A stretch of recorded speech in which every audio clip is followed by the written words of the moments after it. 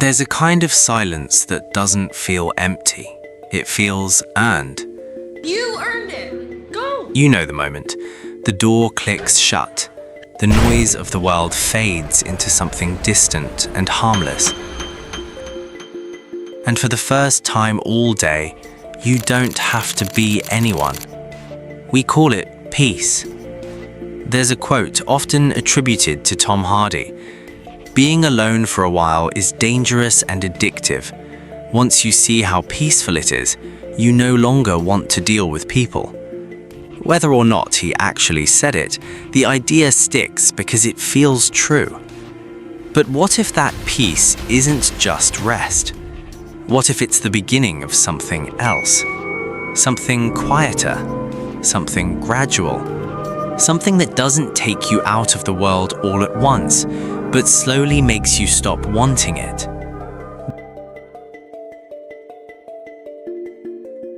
We don't really disconnect anymore. We downshift. A message here, a scroll there, a reaction instead of a response. Just enough interaction to keep the loneliness from getting loud, but never enough to feel exposed. Some people call it connection, but it's closer to snacking than eating. And if you're honest, you've felt this too. It's 6 p.m., you have plans at 7. And then something shifts. A small excuse, a dip in energy, a quiet "not tonight." You cancel, and instead of guilt, you feel relief. Not mild relief, a rush. Like you just escaped something. That feeling matters more than it seems, because it's not just comfort, it's reinforcement.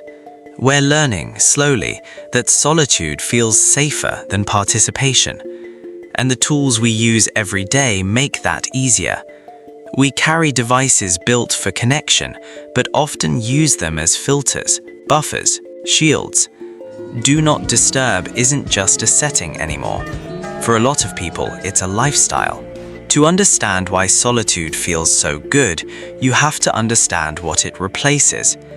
Being around people is work, not in a negative way, just in a real one. Every conversation asks something from you. You're reading tone, interpreting expressions, adjusting your words in real time. Psychologists call this cognitive load, the mental effort required to process and respond to social information. And it adds up, especially if you're stressed or tired or already overwhelmed. So when you're alone, something shifts. The noise quiets, the demands disappear.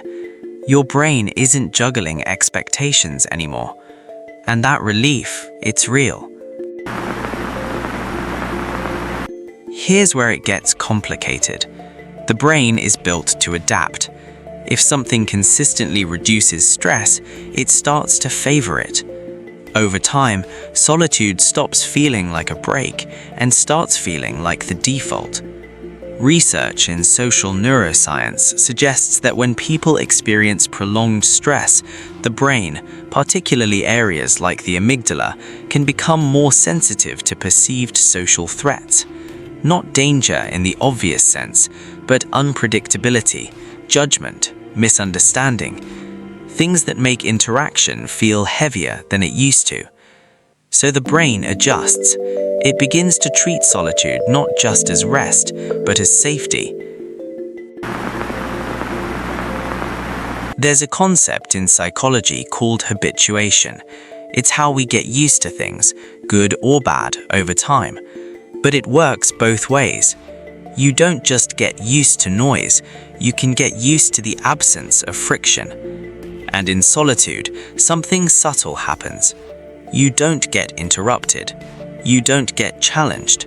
You don't get misunderstood. You're in control, all the time. That feels good, until it doesn't. Because social skills, like anything else, need use. Even organizations like the American Psychological Association emphasize that interpersonal abilities develop through repeated interaction. Without that, they fade. Not all at once, but gradually, like a muscle you stop using. Here is the turning point.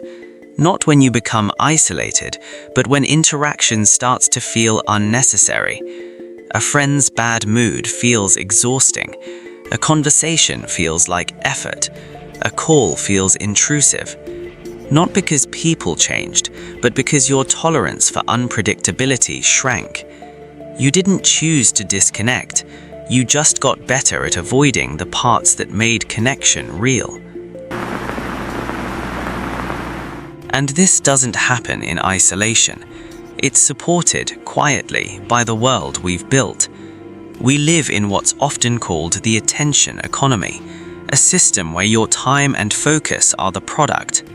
Companies like YouTube, TikTok, and Netflix are designed to learn what you like and give you more of it.